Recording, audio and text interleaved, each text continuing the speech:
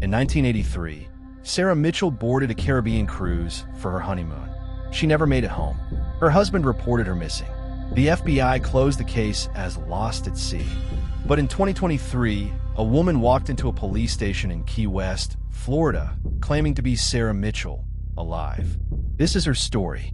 Before we dive in, I need you to do something right now. Hit that subscribe button. Sarah's story deserves to be heard, and your support helps us bring justice to the voiceless. June 14th, 1983. The weather was perfect, 82 degrees, clear skies.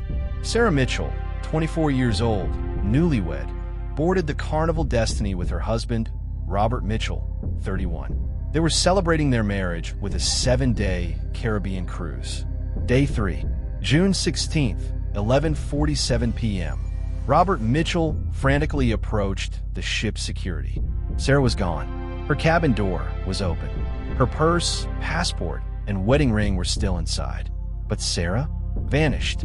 The ship's crew searched every deck. Passengers were questioned. Security footage showed Sarah entering her cabin at 10:32 p.m. She never left, at least not on camera. The Coast Guard launched a search. Nothing. The FBI interviewed Robert. He passed a polygraph. The case went cold. Sarah Mitchell was declared dead in 1990. Lost at sea. Case closed. Or so everyone thought. If you think Sarah deserves justice, smash that like button right now. And stick around, because what happens next will shock you. Fast forward 40 years. March 2023. A woman, approximately 64 years old, walks into the Monroe County Sheriff's Office in Key West. She's disheveled, nervous, clutching a faded photograph. "My name is Sarah Mitchell," she says. "I disappeared from a cruise ship in 1983. The detective on duty thought it was a prank, but then she showed him the photograph, a wedding photo from 1983. The woman in the photo matched the woman standing in front of him. Same birthmark on her left wrist, same scar above her right eyebrow. They ran her fingerprints. It was a match. Sarah Mitchell was alive. But where had she been for 40 years? And why did she disappear? The answer would unravel one of the most disturbing cases of coercion and captivity in modern history. This story gets darker. Hit subscribe and turn on notifications so you don't miss part 2 of this investigation. Sarah's story was horrifying. According to her testimony, on the night of June 16th, 1983, she left her cabin around 11:15 p.m. after the security footage stopped recording due to a technical malfunction. She went to the upper deck for fresh air. That's when she encountered a crew member. His name was Miguel Herrera, 29, a maintenance worker. He offered her a drink. She accepted. Within minutes, she felt dizzy.